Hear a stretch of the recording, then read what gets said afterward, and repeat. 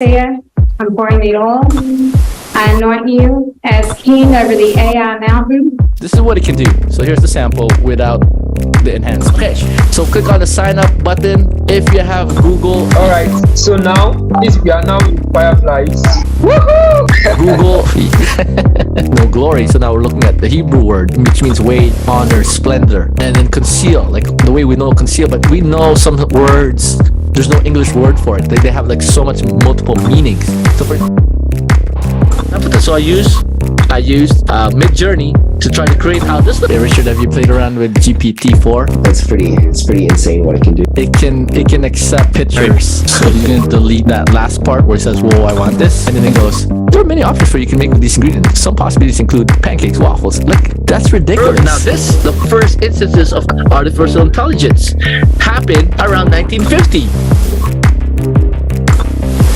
AI generated. Like, how can an AI generate this? This is so cool. Spit this out real quickly, but just use this as an example. How in the Greek culture they talk about this Talos, a bronze giant to protect the god.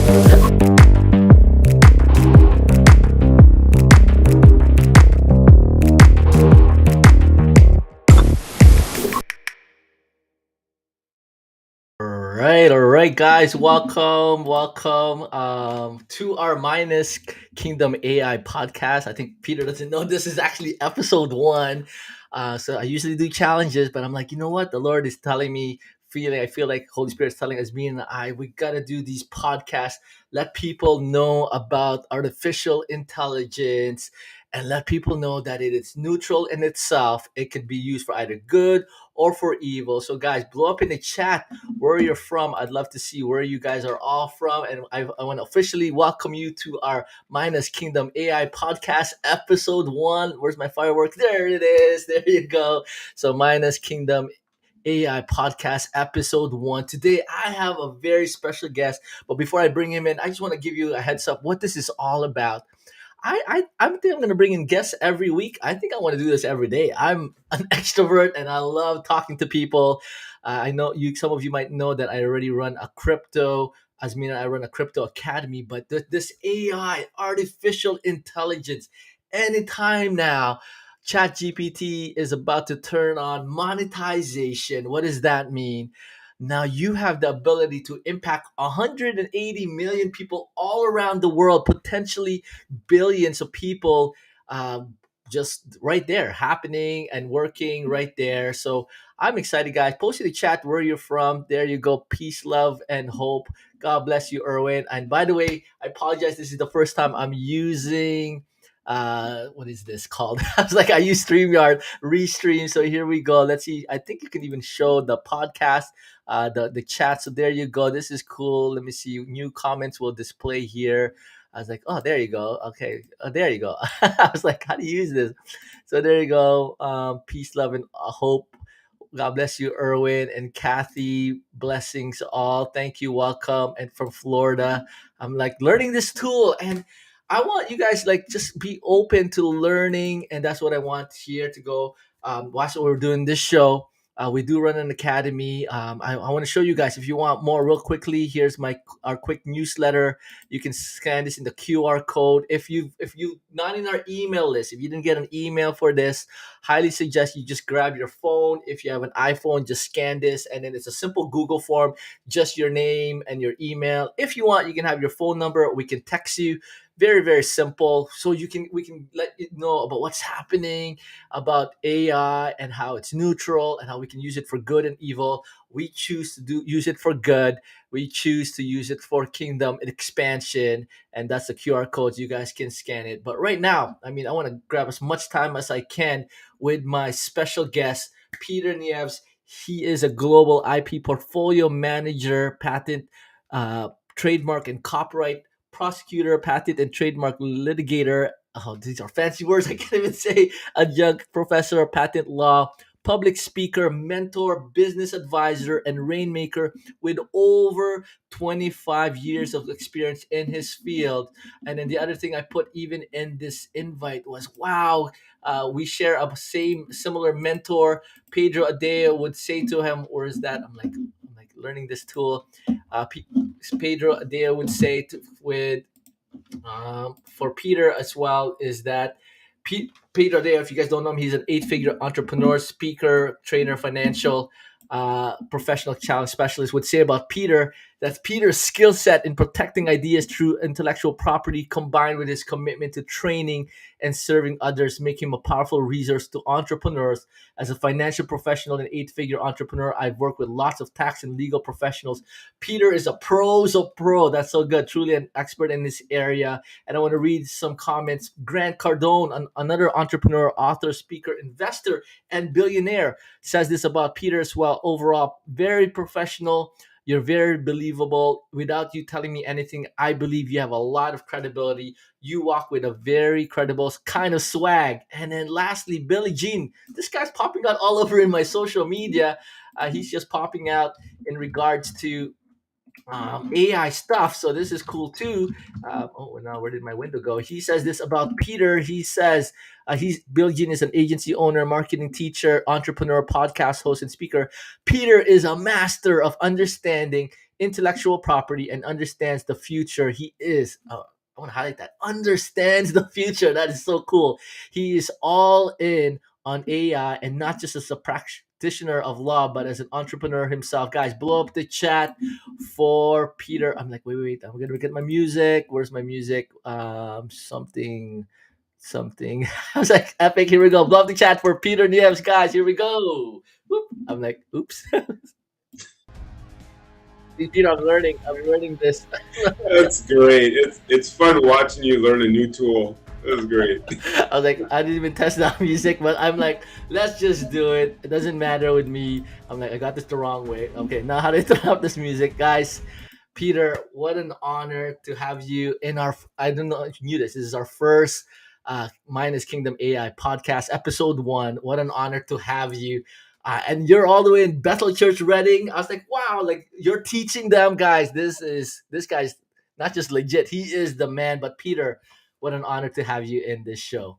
Thanks so much, Erwin. No, the fact that I had the honor of teaching here on protecting God's ideas is amazing. The grace on it, like the Lord's just releasing so many ideas to the people in this community. And so to be able to come out here and train them, we did it over 2 days, Wednesday and Thursday, on protecting God's ideas. We went through trademarks, copyrights, patents. What do you do when you receive a download? What's the first thing you should do? How should you pray into it? How should you intercede? I mean, we went into a lot of depth, and it was packed room. So it was great. It was a wonderful opportunity. Love this house. Love the people. So it's a great opportunity to serve them.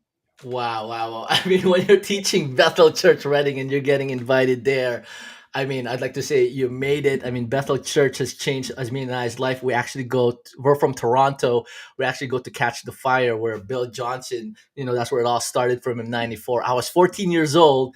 But now you're there. It's funny because last year, as my wife and I drove to Sacramento and then to Bethel Church, I was talking to, what's his name now? I know I talked to Bill Johnson, but the other guy, Danny Chris? Silk. I'm like, Danny Silk. I didn't get to see Chris Baltin, but I talked to Danny Silk. I said, hey, what do you think of AI? I was like, I don't know. And I was like, we were talking early versions of ChatGPT. I was talking to his son, Seth Dahl. It was a parenting conference, and I went to Bill Johnson. I was like, what are your thoughts about AI? He's like, I don't know. And I was like, I'm pretty sure now that you're there, I'm pretty sure they're getting to know this after a year later. I actually want to open this show. I'm going to share my screen real quickly. I don't know if you knew there was a prophetic word that I like calling him General Cindy Jacobs and James Gall did in regards to artificial intelligence. Let me share this. Hopefully I do this right. And this is amazing. Oh, I'm like, going to move this QR code. This is amazing, Peter. So here, in this case, this word was mentioned November 2021 in Dallas, Texas. And what's amazing, because you're right there in Bethel. Oh, I guess that's not zooming in properly. So Cindy Jacobs, James Gall, and part of the 113 prophets. I heard even Bethel Prophets was there.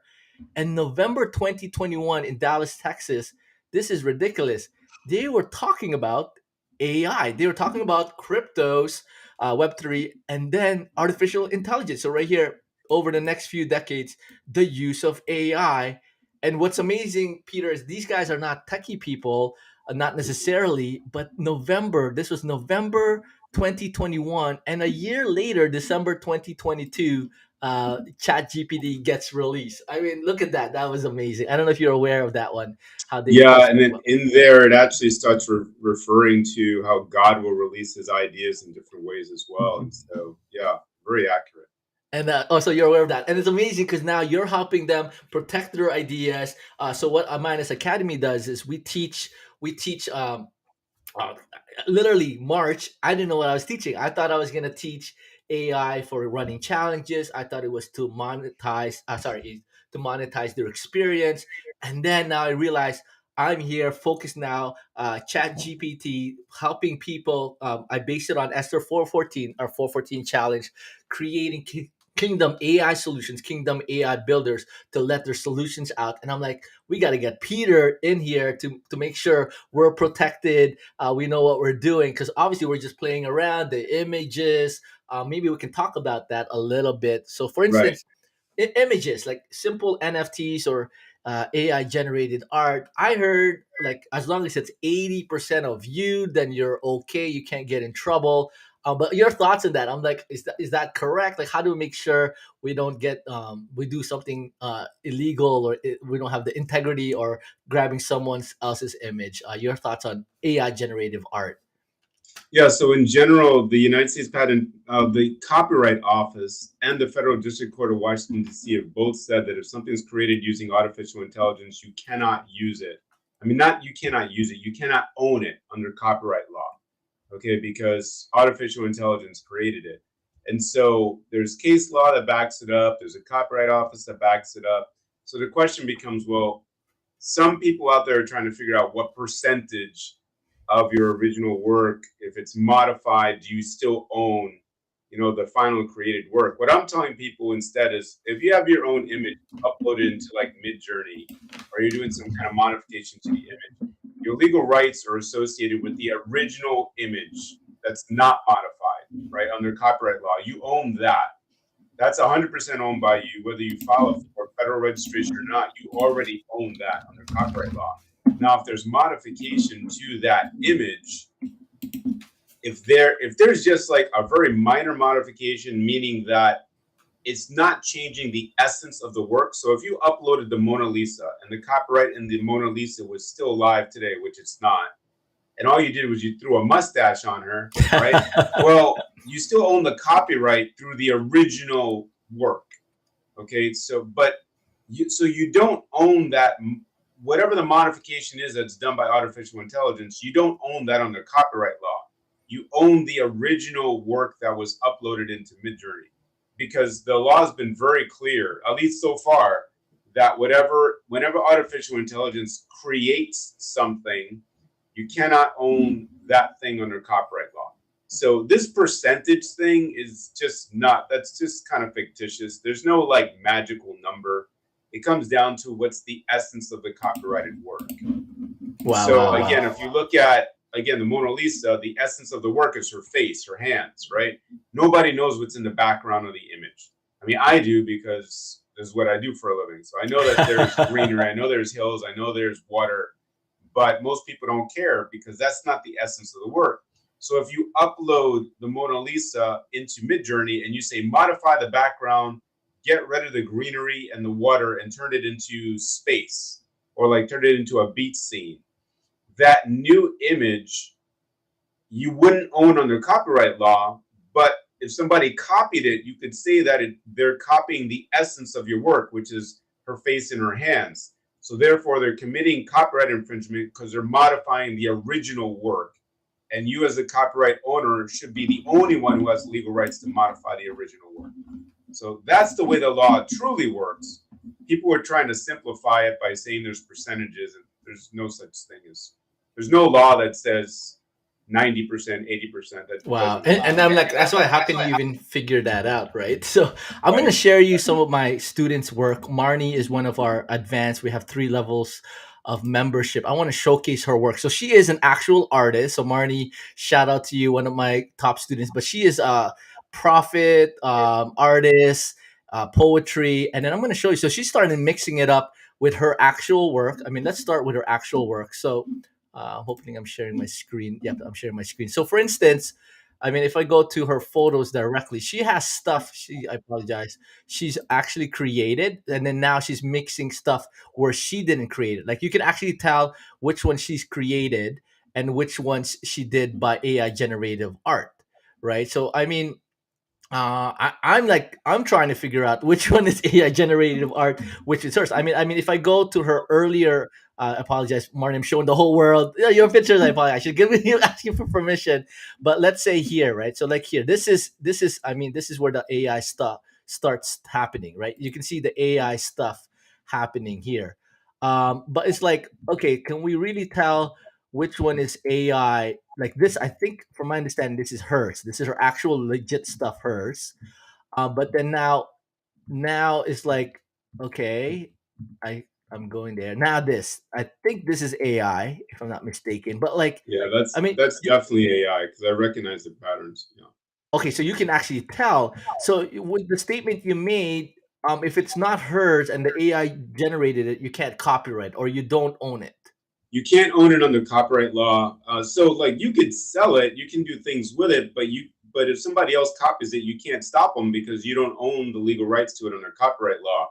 So if you're, let's say you're trying to make a book, like you have a coloring book or you have a story book, and somebody uses Midjourney to create the images for the book, but they create the text, then under copyright law, they would own the text, but they wouldn't own the images. This is what Christina Castanova ran into. She created a book called Zarya the Dawn. She filed a copyright application on it. And the Copyright Office came out and said, all right, well, you're going to own the words of your comic book, but you don't own the images in your comic book because artificial intelligence created your images. Wow. And so these are things that are important to know because if you hire a publisher, most publishers want to make sure that you own the copyright to your own created works. So if you're using like ChatGPT to come up with stories and Midjourney to come up with images, and then you take your created work and you send it over to a publisher, you may be in violation of the contract that you have with your own publisher because your publisher is requiring you to have all right, title, and interest to the work that you're giving to them to publish. And if you don't own it, then many of them don't want to be publishing that work because what that means is other people could just copy it and you can't stop them. So it decreases the potential value for the publisher. And in addition, like since you don't own the thing, like it not only decreases how much money you can make, but you can't stop anybody. So it decreases the value to a publisher, decreases the value to a corporation, to different Interesting. entities. It's still fun. I mean, it's still Yeah. fun, and it's still Wow. This is amazing. sell, but you just decrease how much money you can make. So Peter, I mean, I know we were using AI earlier than this. So for instance, Grammarly. So I write Yeah. a book and I use Grammarly. That's AI, but that's to fix it, the grammar It's stuff. just Your thoughts on that tweaking. one? Yeah, it's just tweaking sentence structures. That's not as much of a concern as something like ChatGPT or another program that's modifying text or writing from scratch. So Correct. if you're using like Microsoft Word and it's changing sentences, moving words around, or using Grammarly, if it's doing minor modifications, one can argue that the copyright still falls under the rights of the original creator. But if it's going into like creating things, Correct. whole other story. This is why ChatGPT and other programs are really good for creating storylines. Or if you're trying to figure out, okay, I have 4 characters, they're lost in the woods.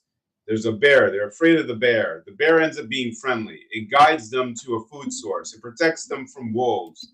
And then the bear guides them back to civilization and they become friends with the bear. Like that's a storyline. And then you tell ChatGPT, write me a 10-page story, and it writes it. It can give you ideas for writing a story yourself. But if you just copy it, paste it, throw it in a book, you don't own it under copyright law. So it's good for getting over writer's block, but it's not good for creating the book itself. Correct. And that's why I make this statement, Peter, where I say AI is a team member. You can use 100% of it or 0% of it or somewhere in between.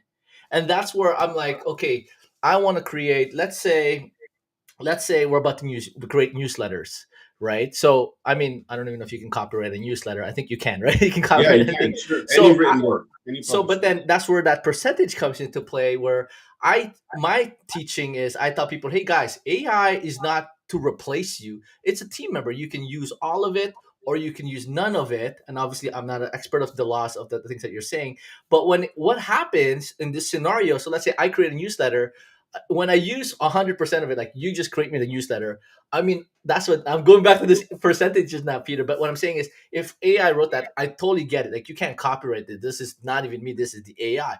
But if I use, that's what I said, the Grammarly or an idea or that 10%. So let's say I create, let's say it has 10 sections and it wrote, I'm like, I got lazy and I got ChatGPT to write 10% of it. And then the rest is like, okay. And then I can even explicitly say, hey, this is what ChatGPT wrote. Our ChatGPT editor or writer said this, but then 90% is that.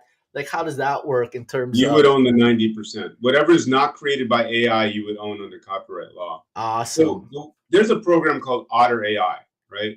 And so what you can do is you can take a video, it'll transcribe the video, then you can take that transcription, upload that into ChatGPT and say, hey, ChatGPT, I'm the head of a corporation, assume the position of the head of a corporation. I just had a meeting. This is a transcript from the meeting. Create an email highlighting the top 5 issues that were covered during the meeting.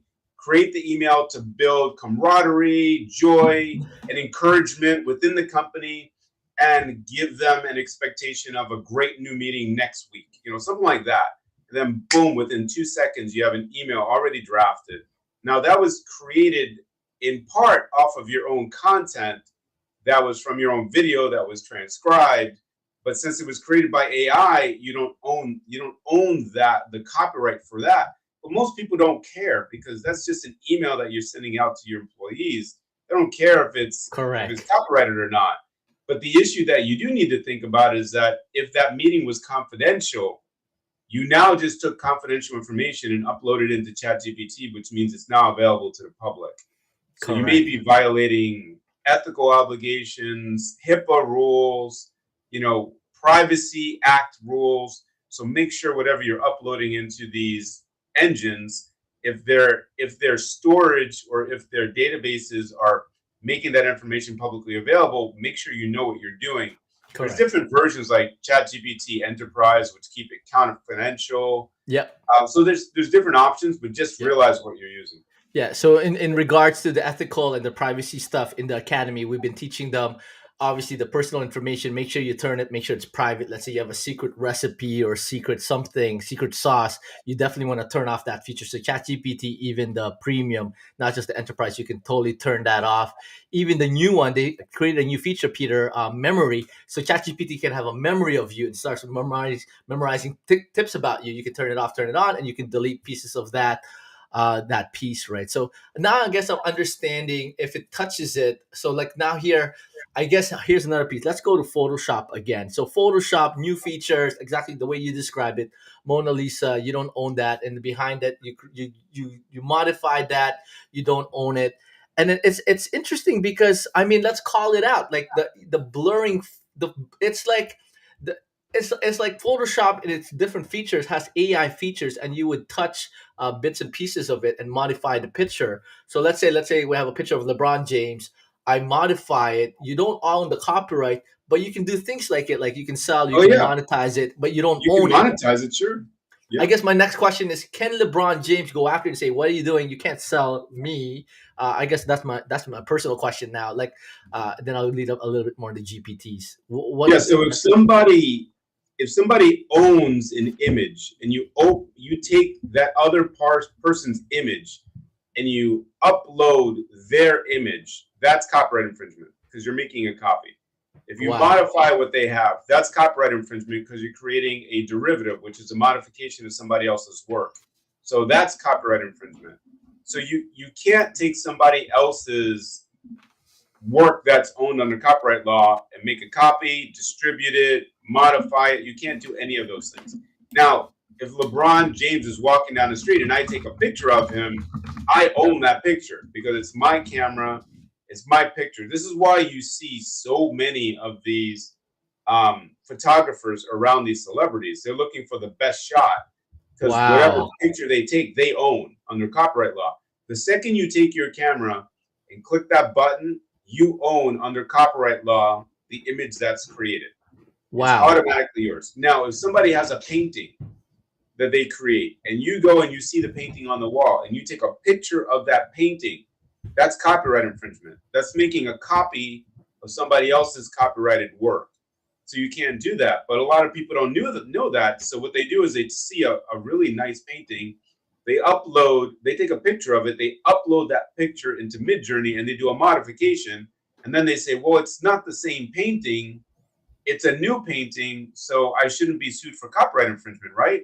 Well, the answer is no, you can be, because the second you took a picture of their work, you violated copyright law.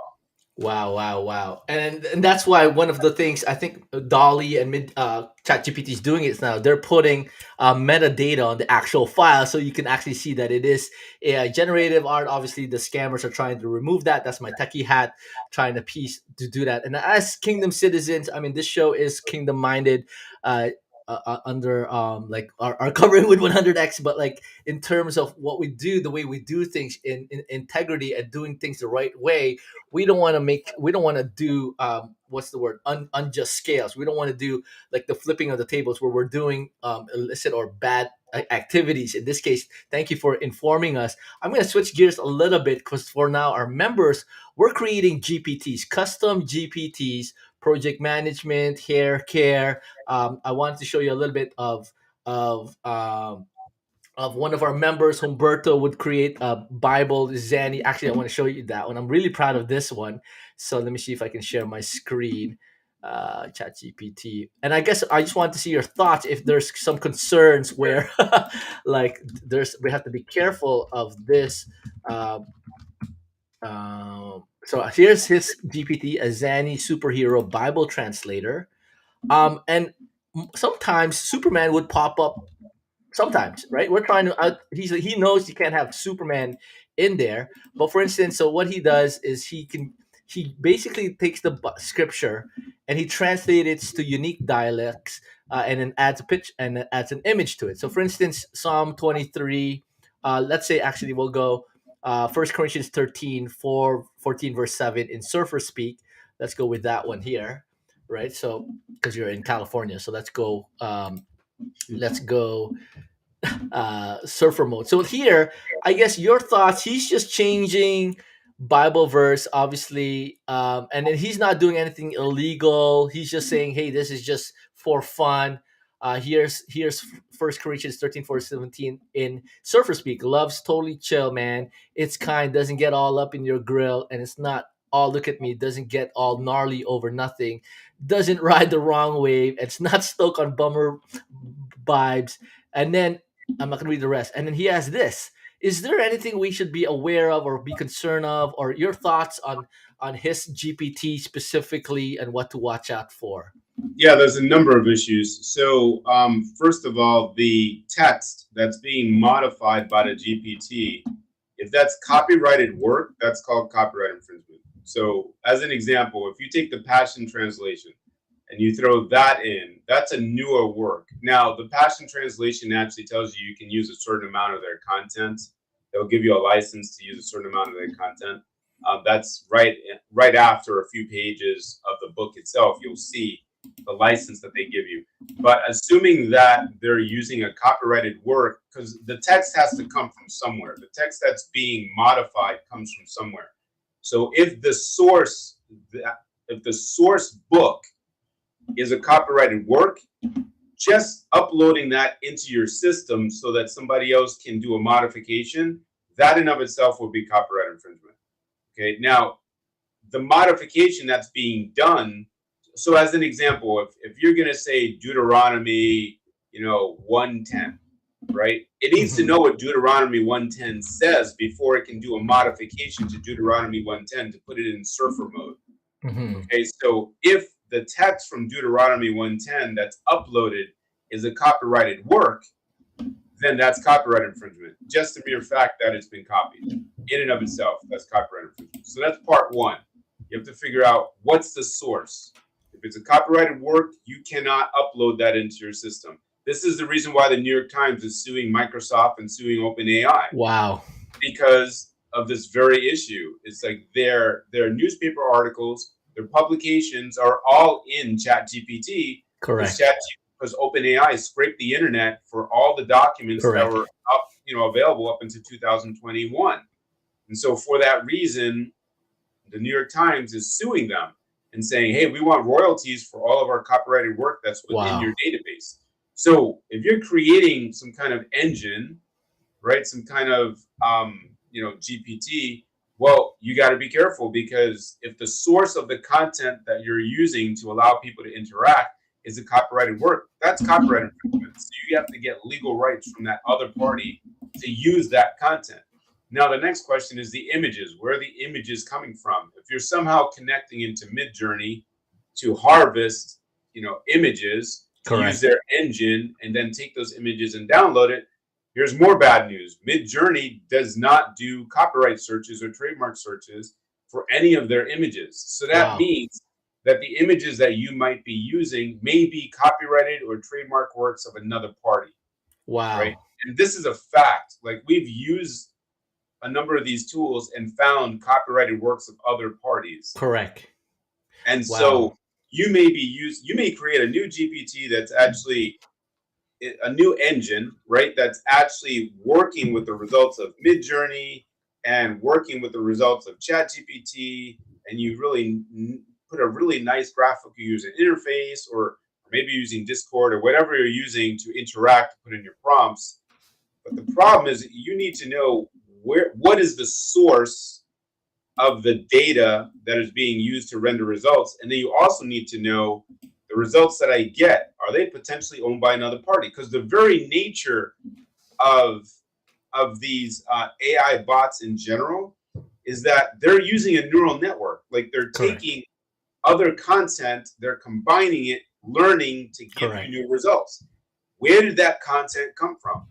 If you want to make sure you don't run into problems, then use things like Adobe Firefly, use things like other programs that are only licensed content. Wow. So you don't run into the potential of a lawsuit for using the results. Wow. Or just realize that you always have this potential issue that's there. Or you might want to do a trademark search or a copyright search with the results before you start using it publicly, so you don't expose yourself to potential legal issues. Correct. Maybe that's why ChatGPT, the GPT store, and the monetization hasn't been live. I mean, the GPT store's been live, but they said in Q1, Sam, the CEO, said we're gonna turn on monetization in the Q1 quarter. We're already almost end of Q1, and maybe this is one big piece because actually, before I go this tangent, I want to help out Humberto. So if Humberto was to able to use an open source, or is it a free, I don't know what's the term for the Bible. Is there some translations where you can use it, correct? If I'm not mistaken. Yeah. Use So a translation where the copyright is expired already. Correct. So if he That's what you says want to do. only use this translation to generate that, he's good with the text, correct? Right. As long as you're using one where there's no copyright that exists anymore. So copyrights last when the author passes away or the artist passes away 70 years after they pass away. Wow. That's good So to like know. the original Mickey Mouse drawing, that original Mickey Mouse drawing, the copyright's expired.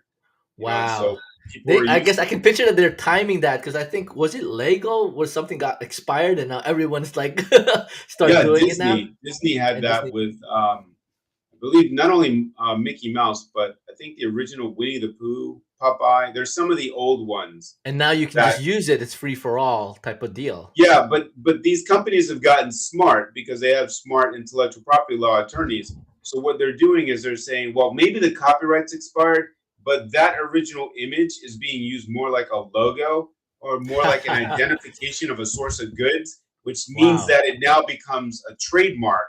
And a trademark never expires. Wow. As long as you're using it in interstate commerce. So what they're doing is the people that are now putting on T-shirts and putting on products, the original Mickey Mouse from way back in the day that's whistling, on the steamboat, they're taking that image. Disney is now sending them cease and desist letters saying that's trademark infringement, as opposed to it's copyright infringement. They're trying to find a way to hold on to something that honestly has expired. And that's the way they're choosing to do it. Wow, wow, wow. And then I think you also mentioned Midjourney. Obviously, it sounds like anything with copyright, stay away. That's what I'm hearing, because there's no protection in there. There's nothing where they're grabbing the data, the neural nets, all of the images that they're creating. That's what I'm hearing, right? At this time. Yeah, I mean, at the end of the day, nobody's going to stay away. I mean, just to be realistic, like, Yeah. I'm an attorney for 25 years, and I use ChatGPT. I use Midjourney. The image on my, when you show my ebook, Yeah. on that, the very image right there, I created that image right there, that lawyer. That was created by a friend of mine using Midjourney. Mm-hmm. So And technically, but then- you can get sued. Well, I did my own searches because I know how to do it. So I searched to see whether or not I could potentially be sued over that. And that's clear. Wow. Wow. So I don't have to wow, worry wow. about it, right? So, That's but amazing. but it's our job as professionals to, and business owners and people that are doing like startups. It's our job to do the due diligence to make sure we're not exposing the company to a lawsuit by. I mean, there's a company out there that has a program called Logo AI, Mhm. right? If you go to Logo AI, you can type in a word and it will create a logo for you. And then it will sell you the logo for something like $59, right? But they don't do a trademark search. Mm. So you're buying, in many cases, a logo that infringes upon somebody else's logo Wow. because they're just grabbing content that's publicly available, manipulating it, and then giving you the results. And if you look at the terms and conditions of their own program, if you look at Logo AI, in their terms and conditions, they tell you, warning, we don't do any trademark searches or copyright searches for any of the Wow. work that you're receiving as a result. It's your job to do a check on your own. So, I mean, Wow. that's essentially saying, my next door neighbor keeps their garage door open on the left-hand side of me, and my next door neighbor on the right-hand side keeps their garage door open. I go in, I take their lawnmowers, I put them in front of my house and say garage sale. Wow. Now people come and they buy the lawnmower. They pay me $250 per lawnmower. I made $500. Now they get sued because those lawnmowers were stolen. Wow. Now they come back to me and they say, "Hey, give me my money back." And I say, "No, I had an agreement that you signed that said you realize that it's your job to figure out whether or not that lawnmower is owned by somebody else, Wow. and I won't be held personally liable, even though I stole it from a next door neighbor." I mean, this is how AI is working right now. So you have to be very aware of the legal issues. Wow. If you're not, you can expose yourself and your company to some big problems. And so that's why I'm trying to teach people these issues. Thank you so much for that, Peter. I'm going to show you another GPT. It's actually one of the top GPTs right now. It's the mostly used, and it's, believe it or not, it is actually an image. So the number one GPT right now is a gentleman named Naive J. Alotaibi, image generator. So this guy is, look at that, 2 million people using this. It's the number one GPT that's mostly used. And he's in big trouble because even though it's generating any image that you want, I mean, someone can go after him and say, "Hey, what are you doing?" Type of situation, right? Technically now, because like, I mean, let's say if I was this guy who created an image generator, this is using the DALL-E engine of ChatGPT, and once again, this is all the images scraped all over the internet, creating the neural nets to be able to create an image of a futuristic city. So now you're saying this guy. I mean, if someone says, "Hey, this picture is mine," so for instance, I own something that looks like this, the original picture of this. I mean, technically, this gentleman is in big trouble. Naive. Your thoughts on If this? you want to have fun with this, you can take that image that was just created, right click it, save it, then take that exact image, go into the Google search bar, and on the hard right side, there's a picture of a camera. You can take that image, upload it, and it'll show you any images that exist on the internet that Google, see on the hard right, you'll see a camera. Yep. So you can use the Google image for it to search that image, right? And search for that image. And quite often you'll find other images that are directly related or the exact same image. Wow. Right? And this is like a quick, dirty way to immediately get results, right? Mhm. So you can see even Google allows you to do some searching to see whether or not something like that exists. And that's not searching the Copyright Office's registry. Wow. Like you could have somebody actually do a search of the Copyright Office's registry. That's very expensive. But just be aware of these things. So if you're grabbing an image created by Dolly and you're using that as the main promotional image in a marketing campaign, and somebody else who's an artist sees that image and says, hey, that's my image. That was on my Facebook site. Apparently it got scraped and became an image as part of the database. And I'm seeing it as a major portion of a campaign of another company. I'm going to send them a cease and desist letter, or I'm going to sue them and say, hey, I want my royalties for doing that. That doesn't belong to you. You know, you can't take what belongs to me, use it for your own personal financial gain when I spent the time and effort creating that thing. That's not proper.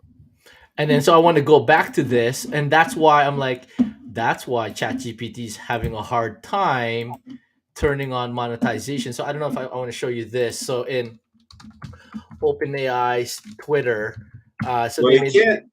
ChatGPT can't claim that they own much of anything because they just scraped the internet. correct. And so they grabbed a lot of copyrighted works of others. I mean, you have lawsuits from John Grisham, Sarah Silverman, the New York Times. 8,000 authors sent cease and desist letters to Microsoft, Google, OpenAI, and other companies saying we want our royalties for copyright infringement because you have our content in your database. And it's the same thing for Midjourney. They're running into similar problems. So it's going to be hard for them to monetize. They can't sell something that is infringing upon somebody else's legal right. And this is why you're seeing some of these companies come out and say, all right, we're going to indemnify you from a lawsuit. If you use the results of what we're providing you, we're going to indemnify you, meaning we're going to pick up the lawsuit for you and protect you if you get sued for using the results that we provide. Wow. I can't even find that page that talks about that they're going to, in Q1, they're going to give out their earnings to GPT creators. So obviously ChatGPT is charging $20 a month for premium users. And as a GPT creator, so for instance, that a Bible Zanny or this person who has 2 million conversations going, I mean, eventually I believe they're going to say, hey, for each interactions, for each chat used, that's like 1 cent or 10 cents, whatever that is. So then I guess I'm trying to say that's why, in my mind, that's why ChatGPT is having a hard time turning this on, because they're getting all the lawsuits and they have to figure this out. Because how do you figure this out? The number one GPT right now is an image one. He's helping others create images and he's getting paid by ChatGPT. But then, all right, so he's helping people create image, and then someone say, "Oh my gosh, this picture is amazing!" But Peter owns this, and then now Peter can sue. Is he going to sue ChatGPT or is he going to sue the image generator GPT creator, or both? Like, how does that work? Both.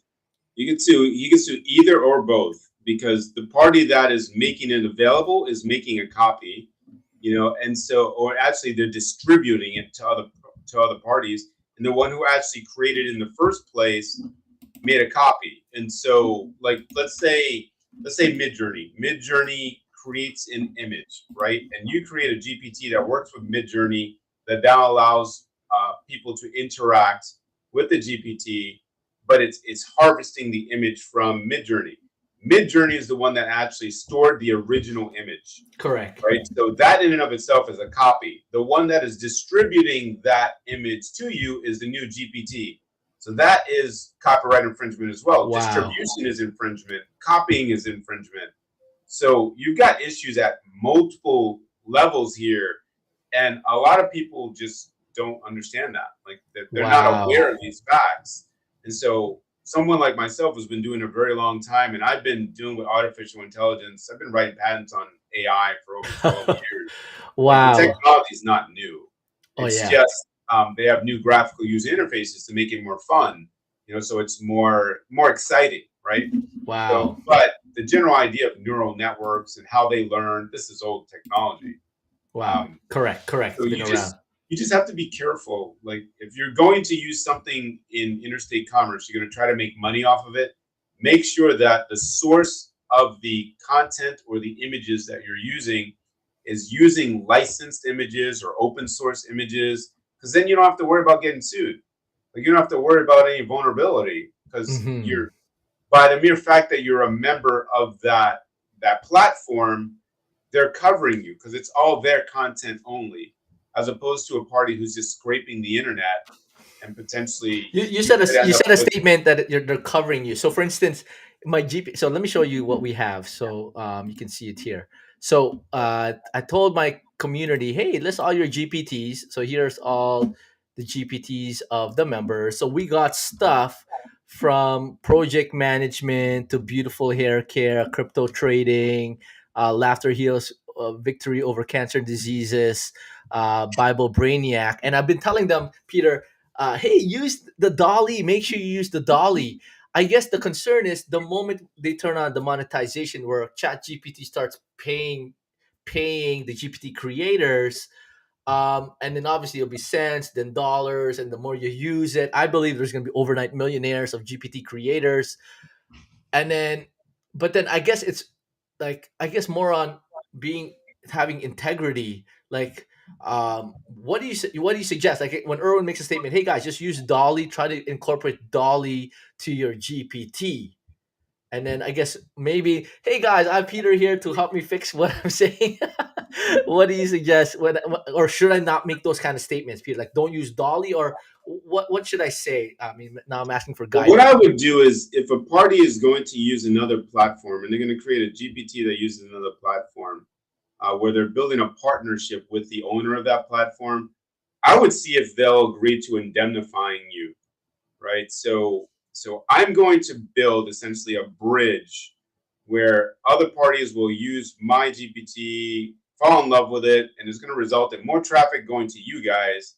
You guys are going to make a profit since you're the original creators. Mhm. But I want to make sure that if I'm sending you traffic through my GPT, you're going to indemnify me if somebody sues me for giving, as a result, something that infringes upon somebody else's legal right. That's what I would want. I would want some kind of indemnification from the other party. If I don't do that, I'm potentially exposed. I mean, it's essentially like having a pawn shop, Mhm. right? Somebody comes in, sells you something that's stolen. Police come over and say, "Hey, you're selling something that's stolen." You go, "Well, it's actually worse because with a pawn shop, at least you bought it. Mhm. In this case, you're not buying it. It's Mhm. all you're doing is funneling it. And Correct. so you have to be careful. I would try to build partnerships with entities that are using licensed material and open source material. If you create a GPT that works with a party like that, your chances of running into an issue are so low. And But I guess this is where ChatGPT is, like that's why I would you saw this, is it Sora or Sona, the video piece of it, and I yep, think sure. this is where OpenAI, I believe that covering, they're making sure before they flip that switch that they're making sure that they're covered. I guess that's my assumption. I mean, obviously they'll set up the rules because it's all in their platform and they're gonna take the hit and all their members. So now that I'm understanding, I'm gonna flip the Well, switch. I know. Sora Yeah, go ahead. Sora is interesting because those videos have to come from somewhere. Obviously, like they don't just manifest out of thin air, right? Those things are coming from somewhere.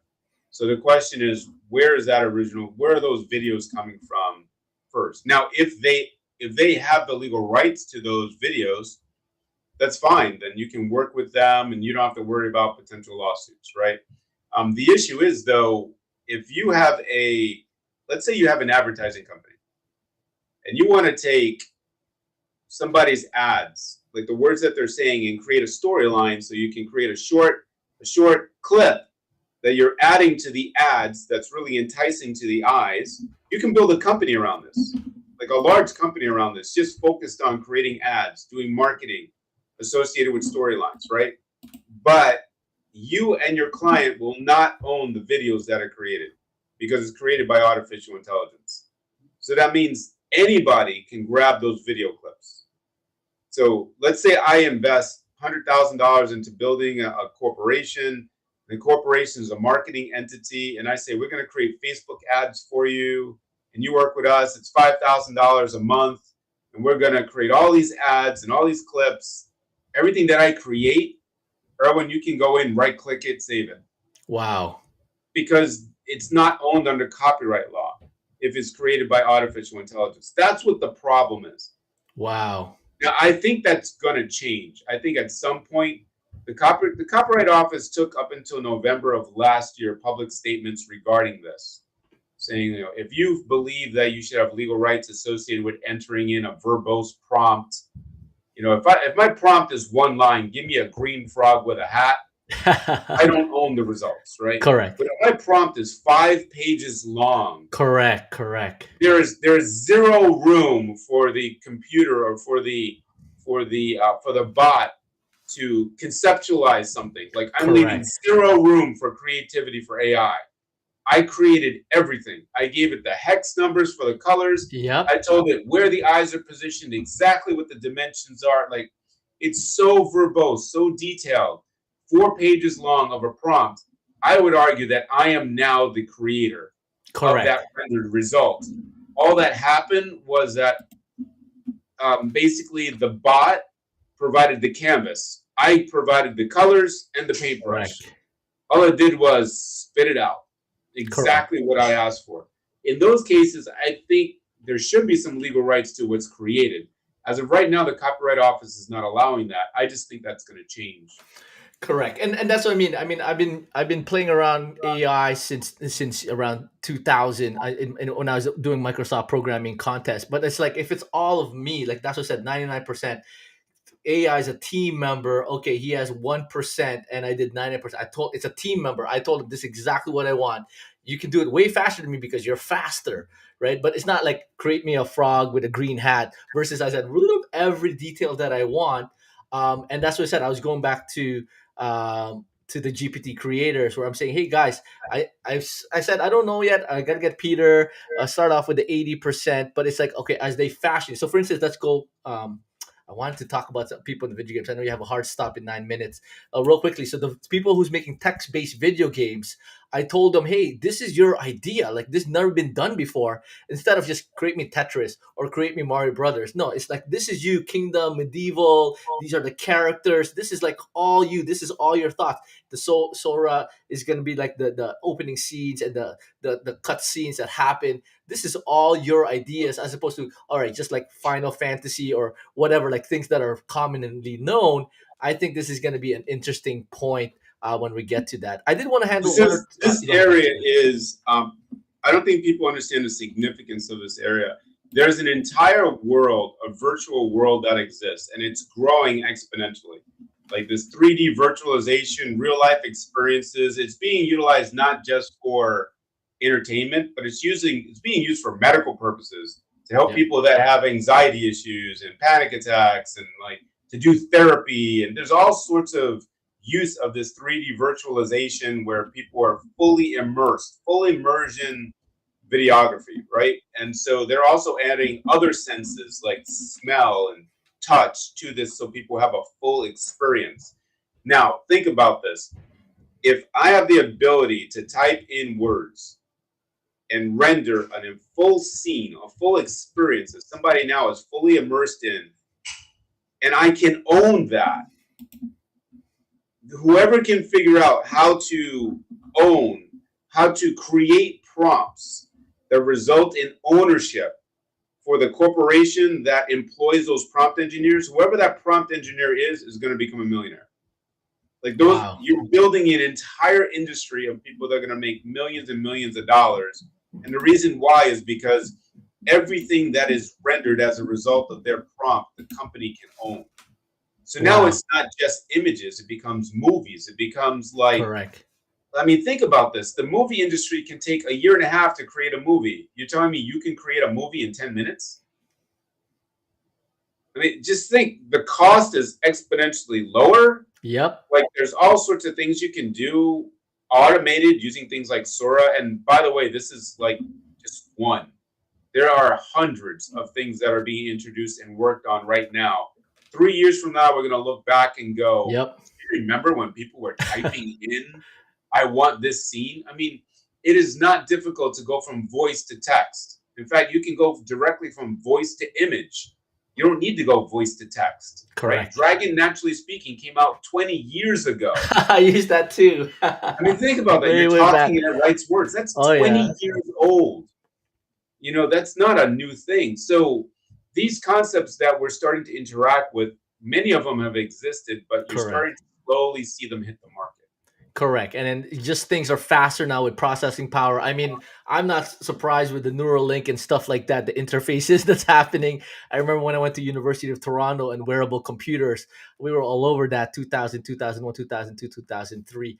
I want to pivot a little bit, Peter, on serve the people in the chat. So Dean has one here. Question: if we use ChatGPT to create an idea like a design for a product, and then change the design and add it to it and improve it ourselves, can we copyright it since we changed it and improved it? It's a good question. This is a question. So 2 days ago, I did the Law for AI masterclass, which is like a 3-hour training.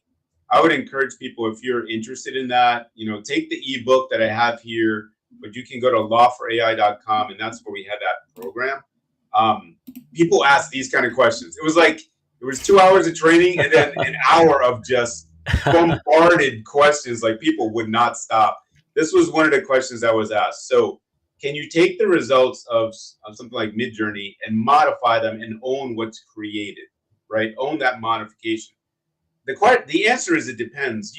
What you have to do is add an element of creativity. Like, so it can't just be like, let's say the result of Midjourney is Mona Lisa. You throw a mustache on her. That's not enough of a new element of creativity to own the copyright. That doesn't work. You have to modify a lot of things. Like, her face has to be changed. Her hands have to be changed.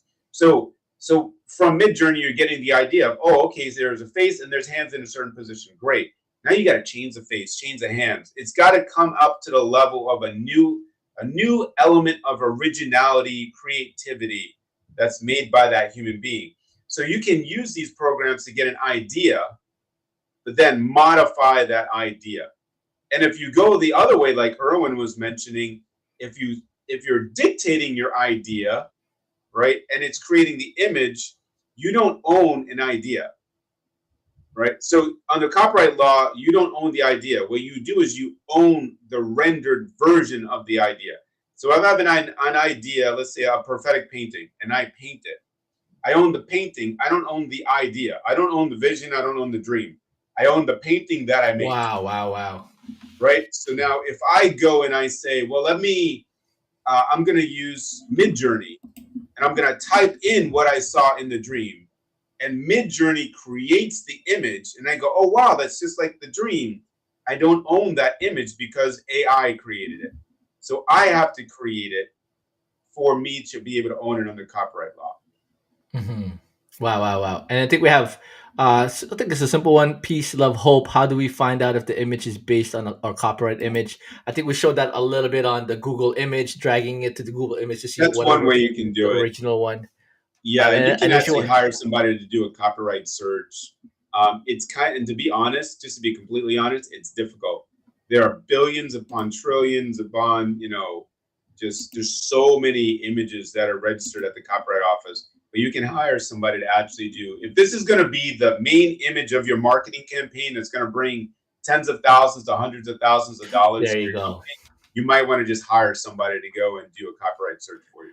There is that threshold. So for instance, we have the infinity sign, but I knew my graphic artist made that, the infinity sign representing kingdom for the Minus Academy. But if you had Midjourney generate that, I mean, it's good to generate there because there's a lot of these infinity symbols that's been probably trademarked or copyrighted to do if there's due diligence to say, hey, let's look at that just in case. But I'm confident Yeah, they are. my graphic They artist are, but I mean, if you hire somebody to create a logo for you, many of them are not going to indemnify you of a lawsuit if you use that trademark and somebody says, hey, that's my trademark. They're not going to indemnify you. So it's your job to go and hire somebody to do a trademark search and make sure that what that party has created for you doesn't infringe upon somebody else's legal right. If you don't do that, then you potentially expose yourself to vulnerability. The other thing you can do is use the United States Patent and Trademark Office, uspto.gov. You can do a quick search there. There's all sorts of things you can do. I have a program called the Protect Your Idea Challenge. It's Come going to be on. turned into an e-course where we train people how to do online searching and things like that to help their companies. All right. So we're just in the tail end. I want to honor your time. So once again, guys, check out Peter. I know this is just the first initial one. There's Peter Nieves. All his links are in there. His challenge, all of that. I wanted to do real quickly. So another one. So we have a bunch of GPT creators. I think I'm going to invite you for more for like a more of what's the word I'm looking for? Definitely, I know you had a challenge that you just passed here, but all these GPT creators, I think that's what you highlighted here. Let me share my screen. So all our students, are those who's creating all these GPTs. Let me take out this. Just learning this. uh I think that's like it's just once it gets big, because I know that's the whole goal for us to take our mountain, for us to be the elite, to defeat the elite, for us to learn, right? So we have another one, a video game. And now that we know this, because I teach all three, I teach the foundation and accelerator and advanced. Hey guys, making sure you're not just using it, spitting it out. I love what you said, Peter, which is like if it's like, it's all your idea, like so much of that was my original thought. Like it's impossible that you took someone else's idea, like because I understood AI. I rolled it out for Home Depot, for Walmart, for Sears. We took all that data and we knew how the AI work. And thank you for clearing that up for me to say, hey guys, make sure it's not like a one-liner. Like I love how you said it. Like it's a pager of this is what your GPT does, and then this is what it does, and what it can do. So as we close, I know I want to honor your time, Peter. Maybe your closing thoughts, and if you can pray for our viewers. I love your heart where you said protect God's idea in you, and I love what you do, guys. Check him out again, once again, in Peter. But if you could just do your last thoughts, and if you can pray for our audience, that would be great, Peter. Yeah, I would say in general, artificial intelligence in and of itself is not a bad thing. They're tools. They're tools in life. If somebody doesn't know how to use a scalpel, you can pick it up and cut yourself. You can hurt other people, but that scalpel in the hands of a surgeon can do miraculous things. It can save lives. It can elongate life. And so, in and of itself, AI doesn't have to be a bad thing. It's how you use it. You need to understand the limitations to it. You need to understand the benefits of it. And so, what we pray for is like knowledge, wisdom. We seek individuals who have knowledge in those areas, and we try to obtain knowledge from those people, right? So, let me just pray over everyone here, especially when it comes to new technologies. And then God permitting, the Lord is like releasing new ideas to you, new visions on things, dreams on things. So let me just pray into this. So, yeah, Lord, we just want to honor you. We thank you so much that we are wonderfully and fearfully created in your image. We, in fact, were your ideas, wonderfully manifested, created, Lord, by your own hands. You formed us as a dust of the earth. You breathed your own life into our nostrils, and we became a living, breathing soul. So we thank you that in our very nature is creativity. Lord, we ask that we use the tools that are available here in the first heaven to glorify you in a way that will support other individuals, that'll be utilized in a beneficial manner and not in a detrimental manner. We thank you for wisdom and discernment. We ask for more wisdom. You even say if we seek wisdom, if we desire wisdom, all we have to do is ask. And so we thank you, Lord, for wisdom when it comes to use of artificial intelligence. And we ask you, Father God, for knowledge and for wisdom when it comes to partnerships, people we're to work with as we're building new ideas and building new companies, and we're utilizing the tools that are around us. But we ask that we use them in the proper manner that's going to bring glory to you, that's going to bring prosperity to ourselves and to those around us, Lord. And we thank you for just backing off any doors that have been open that shouldn't be open. We thank you that they are shut in Jesus' name.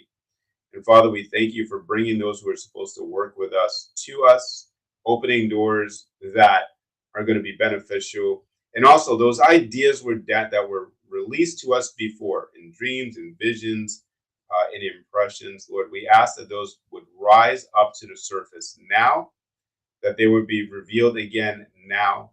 We repent for not moving forward on the things that you have released to us, not stewarding them well, but we step into stewarding them well now and in this new season so that you're glorified so that what you want to manifest here in the first heaven will happen, so it'll be on earth as it is in heaven. In Jesus' name, amen. Whew, that was powerful, Peter. That was so powerful. Guys, blow up the chat for Peter. Once again, all his links. There's two of them. There's the Peter Nieves there. And then, so you can scan that. You can pause it and you can rewind this. We are streaming in Facebook and in YouTube as well. And his free ebook, guys, check it out. Man, thank you so much, Peter. You've empowered me to really, now I know what to teach. I think I know what to teach. Like, just be careful, making sure you're not taking other people's stuff. That's just kingdom there, right? Don't be yourself. Be your unique voice. Find your unique voice. Find your unique solutions. Don't be lazy on your picture. Don't just say create me a Bitcoin image or create me an AI bot. No, like, have your creativity. Draw. I have this saying, Peter, where we have the Father's DNA, and He is a creator, and we are all creators. But I'm more empowered, and I think that tail end when you just release for people to really, really live out their ideas, live out their God solutions for such a time as this is so, so key. So, guys, blow up the chat for Peter. There's all his links.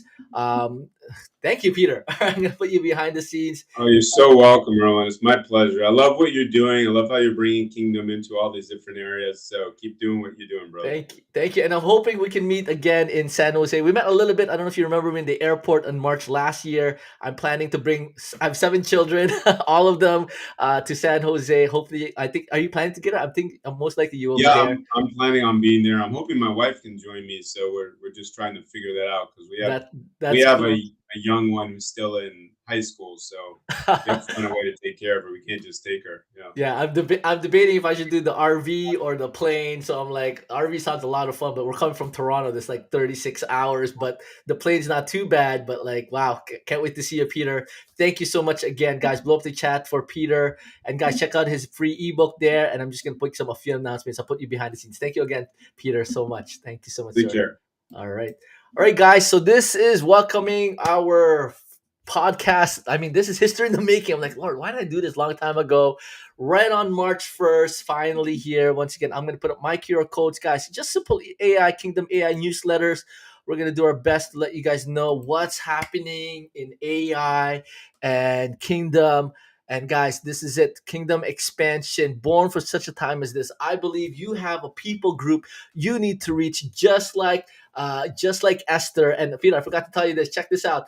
Just like Mordecai and Haggai, notice the AI in there, has prepared Esther for such a time as this. I believe AI is neutral in itself, as what Cindy Jacobs would say, and it could be used for good and evil. And I love Peter's example. It's a scalpel. Scalpel is very dangerous, but in the right hand, in the right person with that scalpel can save numerous lives. And I'm telling you, AI in your hand can save so much lives, but if it's in the wrong people's hands, it can destroy so much lives. And we got to learn what happened when TV was out, when the internet was out, and we were like saying devil vision. No, it is neutral. We got to use it for good, and we got to use it kingdom expansion. Thank you again, once again, and I'll see you guys next week. Let's see if I can keep this up every weekly. All right, bye, everyone.